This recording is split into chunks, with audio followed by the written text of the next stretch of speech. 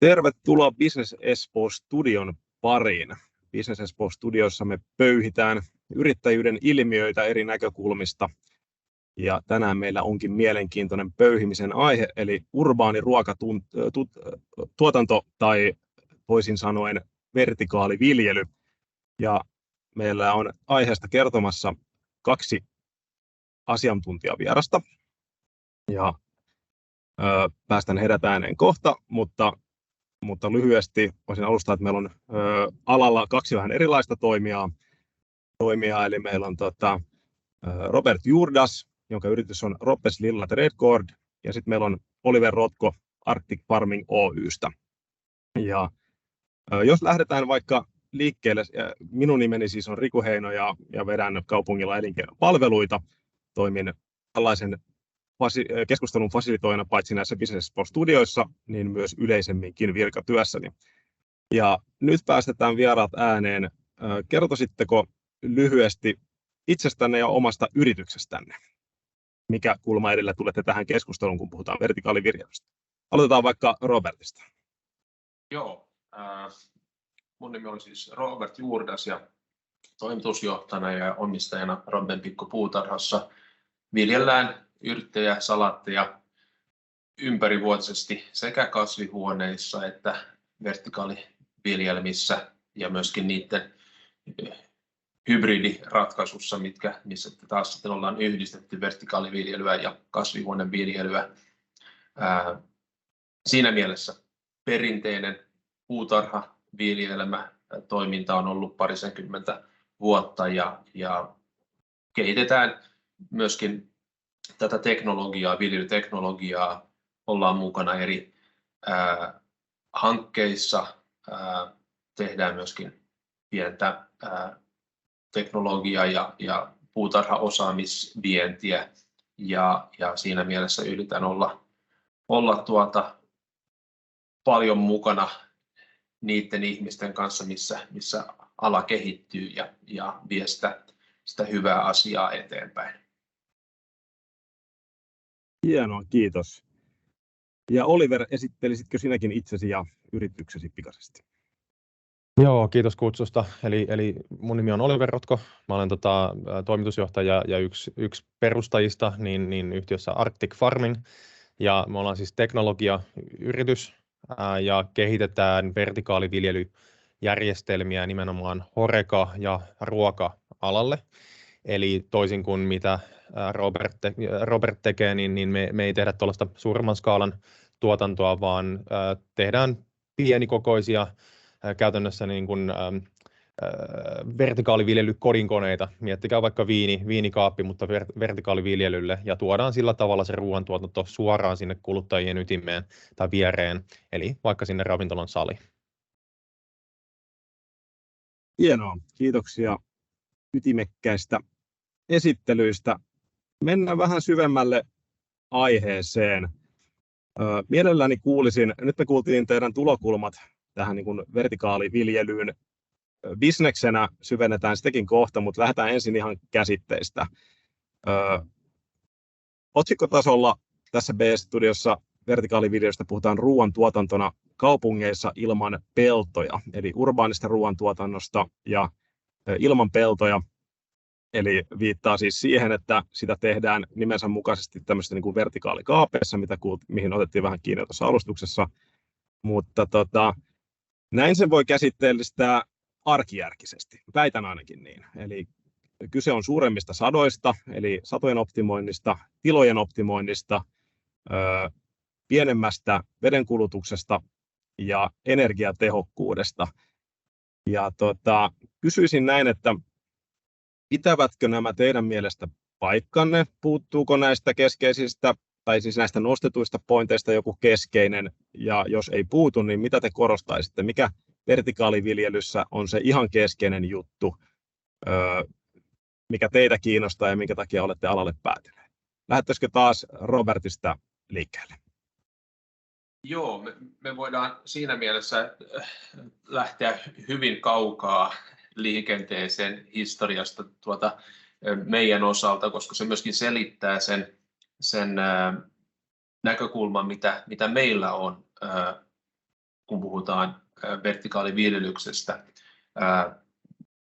Meidän maatila ja meidän perhe on viljellyt maata täällä Lapinjärvellä Linnkosken kylässä 1600-luvulta asti ja me nähdään, että kasvihuonetuotanto on vain jatkuma sille tekemiselle, mitä ollaan tehty pelloilla. Tehdään pikkasen erilaisia tai kasvataan erilaisia tuotteita, ehkä taas vähän paremmin, tehokkaammin ja myöskin ympärivuotisesti.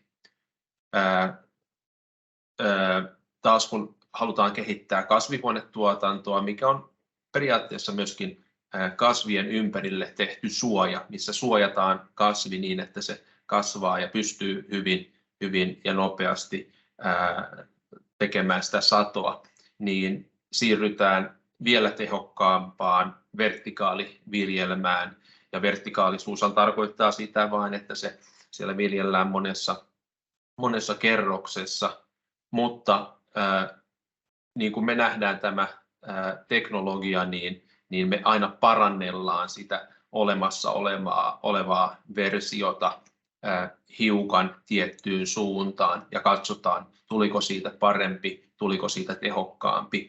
Ja viljelyosaaminen perustuu periaatteessa siihen aina tekemiseen, mitä on ollut sitä edellä, että siinä mielessä toimitaan niin kuin aina sen historian perusteella ja sillä tavalla yritetään kehittää ja myöskin joskus vähän arvuutella, että mitäköhän tarvitaan viljelyksestä tulevaisuudessa. Ja taas kasvatusyrittäjän näkökulmasta ja myöskin viljelijän näkökulmasta, niin kaikki taas lähtee sieltä asiakkaasta, että mitä markkina tulee haluamaan tulevaisuudessa, mitä vaatimuksia, miten ruoka liikkuu tulevaisuudessa ja missä se ruoka kasvatetaan ja missä se pystytään kasvattamaan tulevaisuudessa.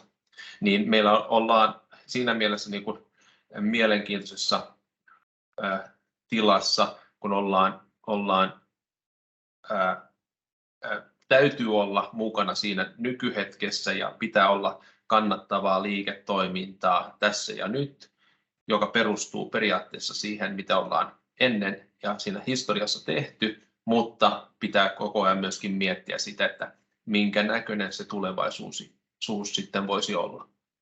Niin tämä ehkä vähän selittää myöskin niin kuin meidän paikan ja miten me katsotaan tätä vertikaaliviljelyä ja kaupunkiviljelyä.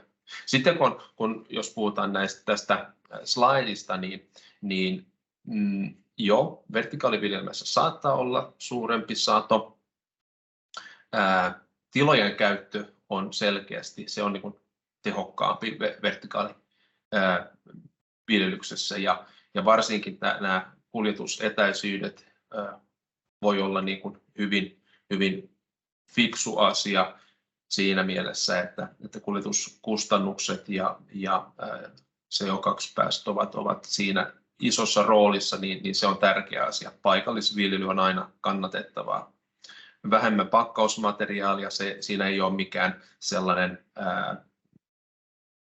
suora yhteys. Se voi olla jopa päinvastoin. Veden säästöä, sekin saattaa olla, mutta se se on aina mihin vertaa. Että, paljon verrataan vertikaaliviljelyä siihen perusmaatalouteen ja se on vähän väärin. Ja sama koskee näitä ravinteita. Energiatehokkuudesta voidaan vielä sitten jutella vaikka myöhemmin, mutta nyt mä olen pitänyt sellaista monologia, että mä annan Oliverin kanssa puhua hänen näkökulmastaan. Hienoa, kiitos. Eli kaikesta päätellen ulottuvuuksia näiden pointtien takaa löytyy paljonkin ja toi on kiinnostava tämä jatkuvan jalostamisen näkökulma, eli kyse ei ole mistään niin kuin stabiilista liiketoiminnan alasta, vaan oikeasti katsotaan niin kuin laajemmin ruokatuotannon tulevaisuutta. Vaikkapa näiden omien nostojen kautta voidaan mennä tosiaan Oliverin puheenvuoroon. Mikä teidän tai sun yrityksen näkökulmasta näissä korostuu? Mitä itse nostasit nyt tämän alustuksen perusteella esiin? Joo, jos mä menen ihan sekunnin taaksepäin, niin siis mä olen käytännön totta kai siis, mitä Robert sanoi, niin pitää täysin paikkaansa, mutta tähän nimenomaan löytyy monia näkökulmia ja nyt sitten ala kehittyy kovaa vauhtia ja uudet yritykset tuo niitä uusia lähestymistapoja ja uusia liiketoimintamalleja tänne, jotka nimenomaan pyrkii tavallaan löytämään sen oman uniikin pienen aspektinsa. Mutta jos mennään ihan nopeasti vielä tuohon vertikaaliviljelyn määritelmään, niin tosiaan tässä ennen kuin alettiin nauhoittamaan, niin puhuttiinkin, niin ongelma-alalla on se, että tälle alaa vaivaa ongelma, joka on termistön epämääräisyys, ja ihmiset käyttää termejä vähän ees taas, vähän jopa sekoittaen toisiinsa, ja se aiheuttaa pientä hämmennystä, etenkin ihmisillä, jotka ei ole tutustunut alaan enempää. Niin jos ihan nopeasti vaan mä annan oman lyhyen määritelmän vertikaaliviljelyyn, mitä me käytetään, ja olisi kiva kuulla, mitä mieltä Robert on, että oletko samaa mieltä, niin käytännössä siis vertikaaliviljely meille pääosin tarkoittaa sisätiloissa, on sitten kasvihuoneessa tai ihan sisätiloissa, niin tehtävää ruoantuotantoa, jossa yhden kasvatustason sijaan hyödynnetään sen tilan 3D-tilaa, eli kasvatetaan jollain tavalla ylöspäin. Jolloin sen sijaan, ja tässä se avain on siinä, että sen sijaan, että me optimoidaan kasvutuotantoa per neliömetri, niin me pyritäänkin optimoimaan kasvutuotantoa per kuutio. Ja tällä tavallaan pyritään nimenomaan siihen tilatehokkuuteen. No sitten taas vertikaaliviljelystä, tästä löytyy sitten monia muitakin variaatioita, esimerkiksi mikä nyt sitten on tyypillisin, etenkin teollisella tasolla, on se, että me kasvatetaan kasvia hyllyissä päällekkäin, tällaisissa valtavissa hyllyköissä. Kun taas sitten mitä meidän lähestymistapa on vähän toisen tyyppinen, missä me ollaan käännetty se kasvatuspintataso pystyyn ja kasvit kasvavat ulospäin sieltä tasosta valoja kohti. No tämä on ehkä se terminologia, mitä me ollaan hyödynnetty, mutta sitten taas meidän lähestymistapa, jos miettii näitä pääpointteja, mitä sulla on tässä slaidilla, niin nimenomaan se, että meillä liiketoiminta pohjautuu siihen, että meillä on kompakteja, pieniä viljelymoduuleja, jotka on käytännössä kodinkoneita, ammattikäyttöön tarkoitettuja kodinkoneita. Eli miettikää nimenomaan viinikaappi, mutta kasvien kasvatukseen. Tässä tapauksessahan me ei missään tapauksessa puhuta siitä suuremmasta sadosta tai tilojen tehokäytöstä, eli se volyymi, mitä me tuotetaan, ei ole missään tapauksessa lähellekään tietysti samaa kuin mitä tehtäisiin isommalla viljelmällä, eli lähestymistapa on hyvin erilainen. Sen sijaan, mitä me tehdään, me kasvatetaan meidän asiakkaille heidän omissa tiloissaan sellaisia tuotteita, mitkä on joko todella kalliita kullakin markkinalla ostaa, vaikka tukkumyynnistä, tai sellaisia, mitkä on hyvin vaikea saada vaikka sesonkien takia. Hyvänä esimerkkinä vaikka aasialaiseen keittiöön, niin monet hyvät tuotteet, niin ne joudutaan tuoda ulkomailta talvella tai kesällä, jolloin niiden laatu kärsii. Ja tällä tavalla me voidaan tuoda parempi tuote sinne asiakkaalle kasvatettuna heidän omissa tiloissaan. No sitten taas tuon veden käytön suhteen, niin mä oon ihan samaa mieltä Robertin kanssa. Tässä on se haaste, että tätä 95%-lukua, mitä mekin ollaan käytetty, niin se pohjautuu muistaakseni amerikkalaisiin tutkimuksiin,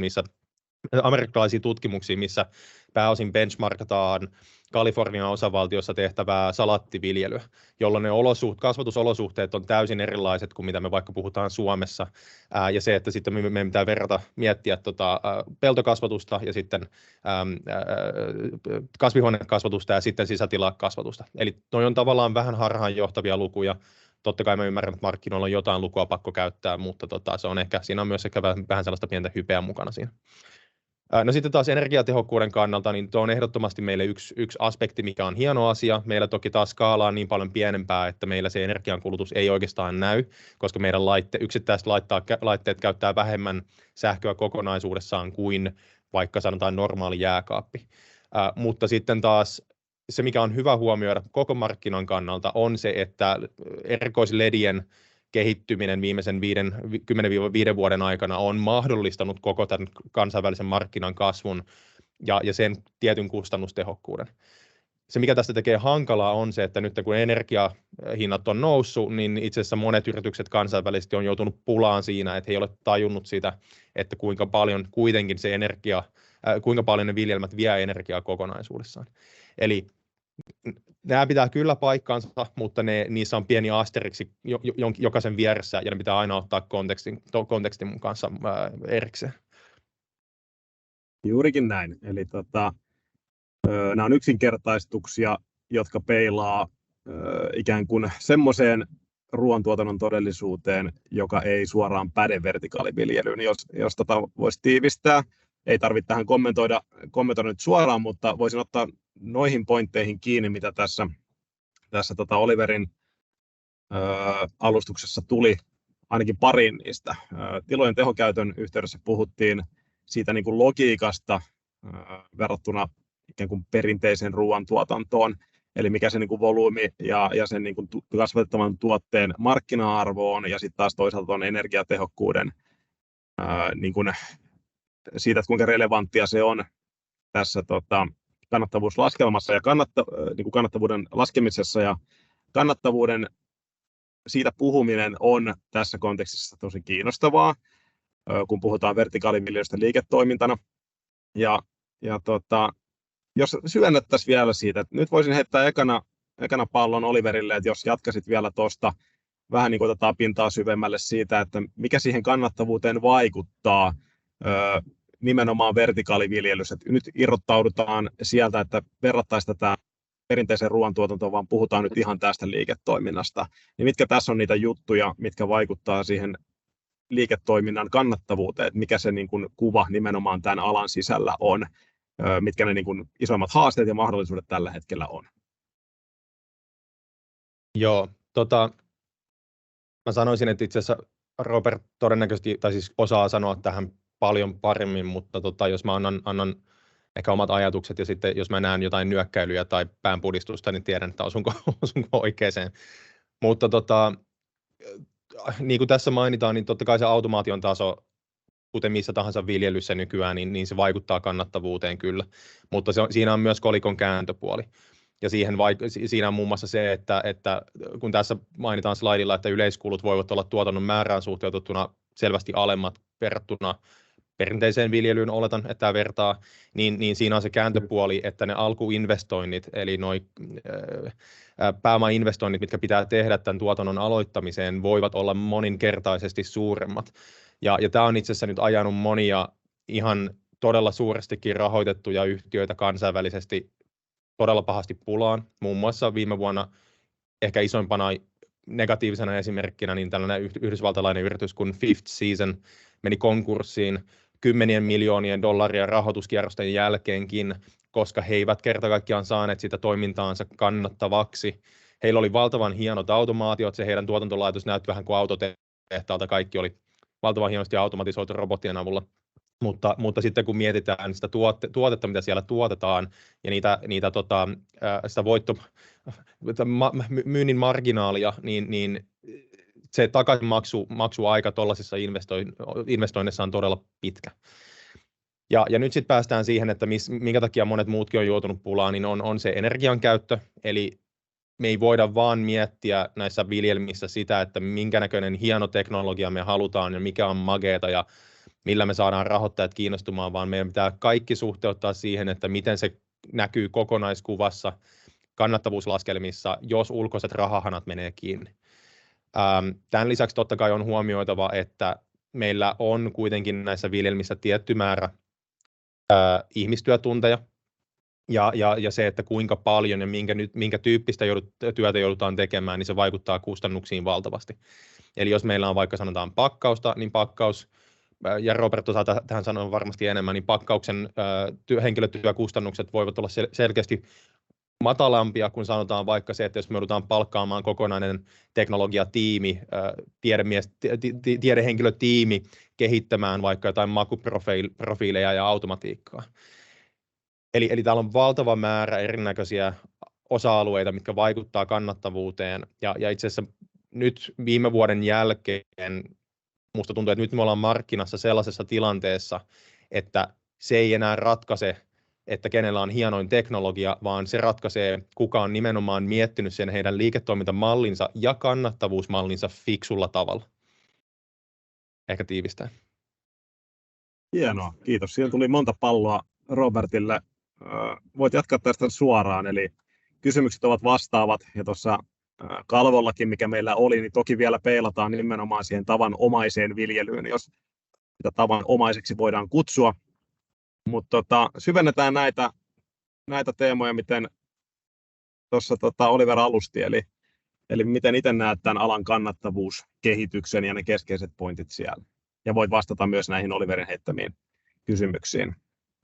Joo, ja nämä Oliverin puheenvuorot ja kommentit ovat just ne oikeat ja hyvin tällaiset pinnalla olevat asiat tässä vertikaaliviljelyn maailmassa tällä hetkellä, just eri yrityksien taloudelliset tilanteet ja energian hinnan kehittyminen on ollut aika niin kuin, se on niin kuin ravistava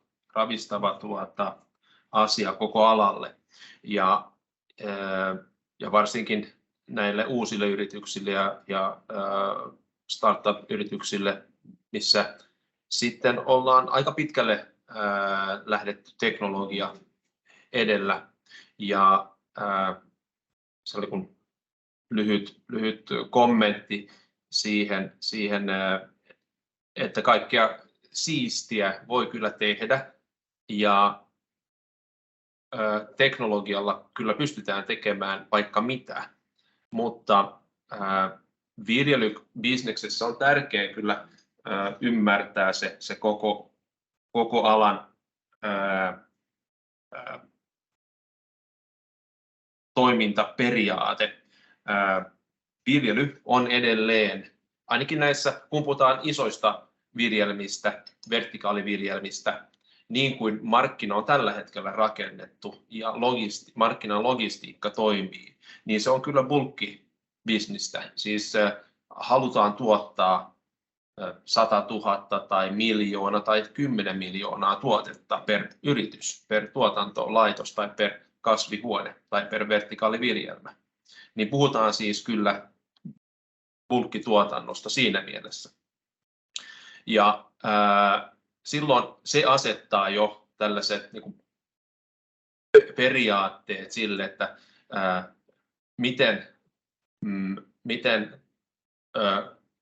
millä tavalla keskustellaan CAPEXista, millä tavalla rakennetaan sitä liiketoimintamallia.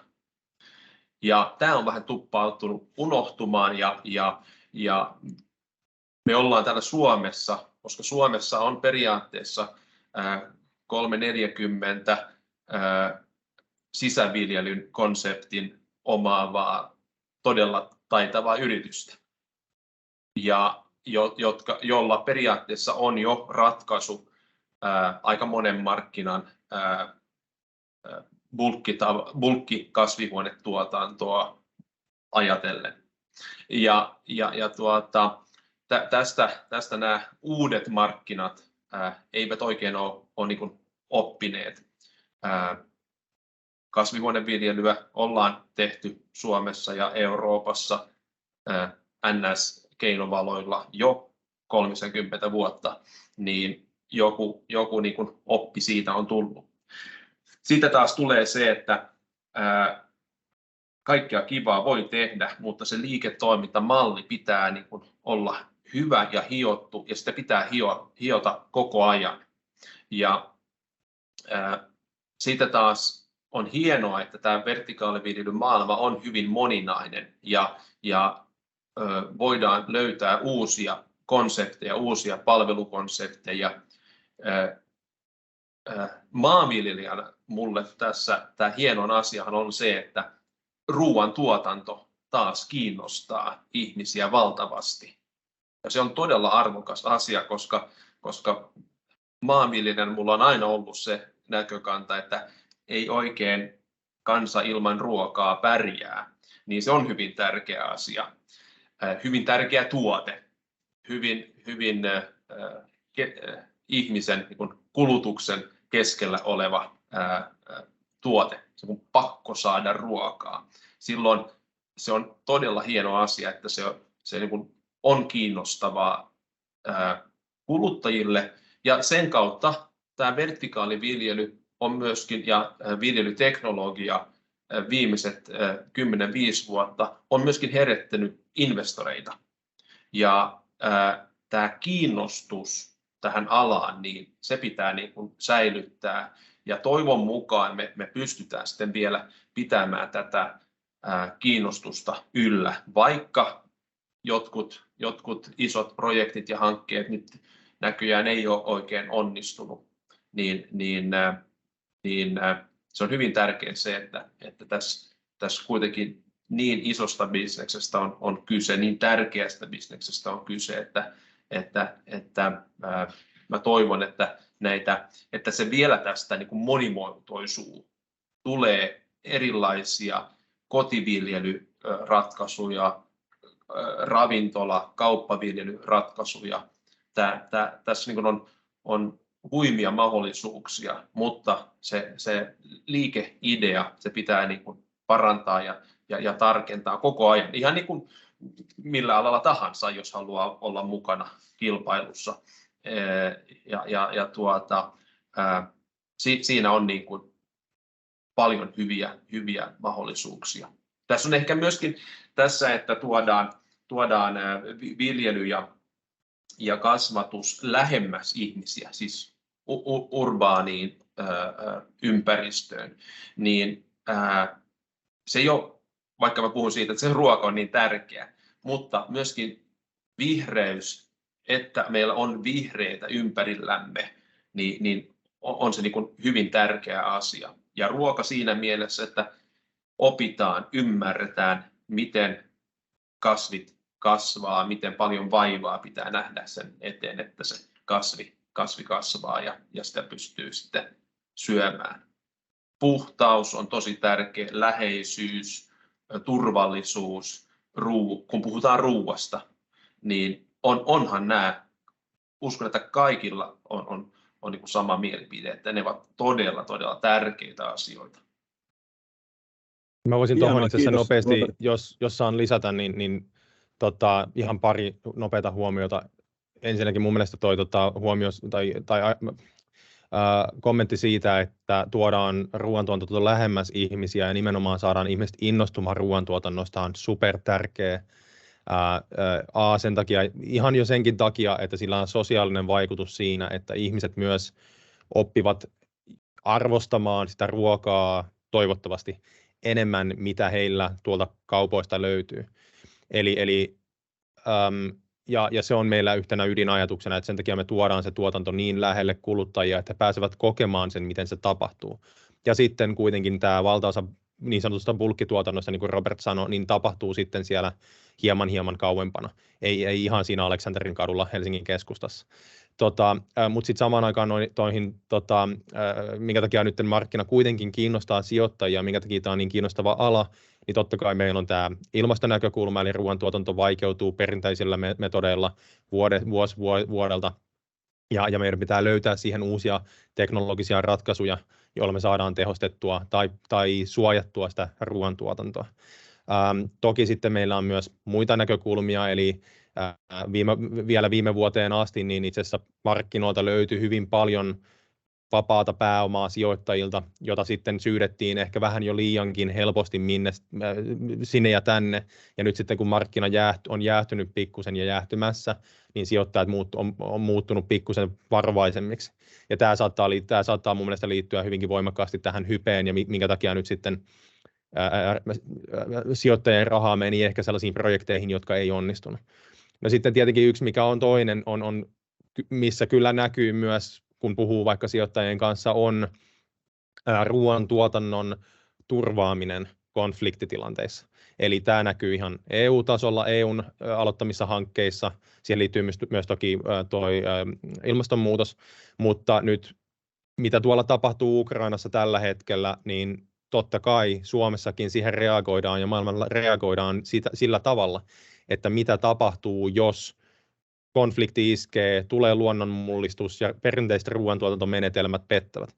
Ja tähän itse asiassa pohjautuu paljon se, minkä takia Japanissa ollaan niin edelläkävijöitä vertikaaliviljelyssä omalla alallaan, koska kun Fukushiman onnettomuus tapahtui, niin siellä pyyhkiytyi valtavat määrät peltomaa-aluetta radioaktiivisella vedellä, jolloin siellä meni paljon peltoalaa pilalle.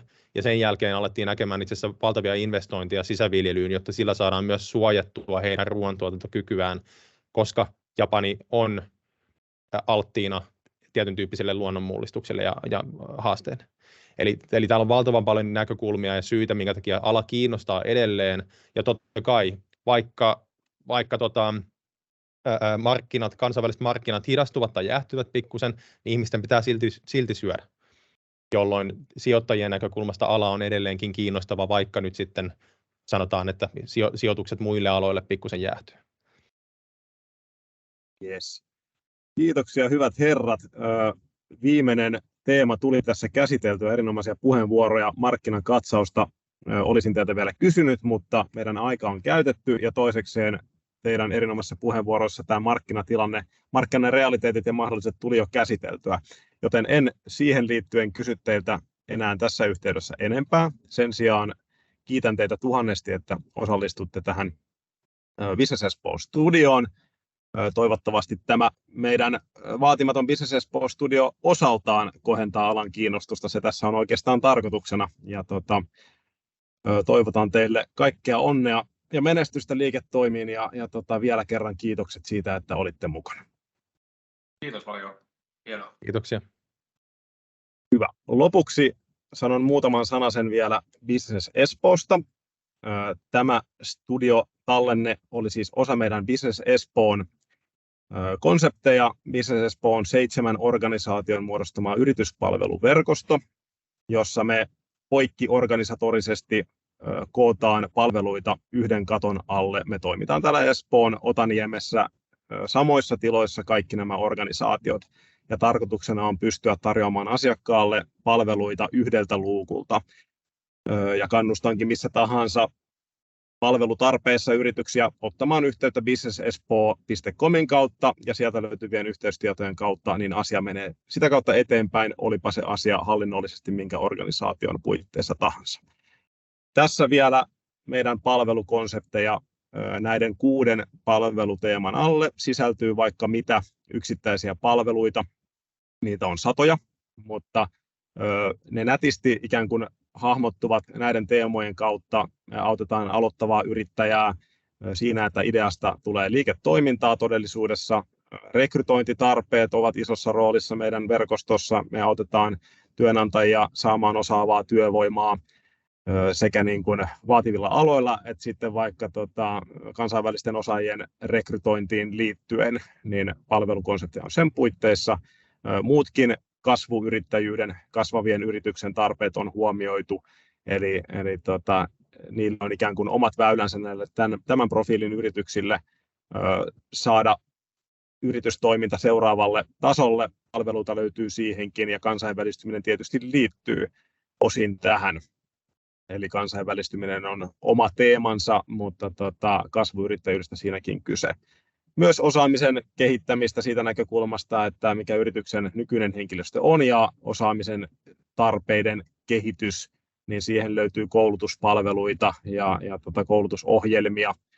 Ja vielä viimeisenä teemana muutostilanteet, eli vaikkapa yrityksen myyminen, yrityksen ostaminen, siis toimivan yrityksen ostaminen tai sitten henkilöstöön liittyvät muutostilanteet, niin niihinkin löytyy verkostosta palveluita. Tässä vaiheessa kiitän kaikkia kuulijoita. Kehotan olemaan ja kannustan olemaan Business Exposeen matalalla kynnyksellä yhteydessä tosiaan missä tahansa tarpeessa. Toivottavasti tämä Business Expo Studio oli teille kiinnostava ja toivottavasti motivoi teitä perehtymään lisää vertikaaliviljelyyn. Palataan taas uusien teemojen merkeissä seuraavassa studiossa. Moi moi!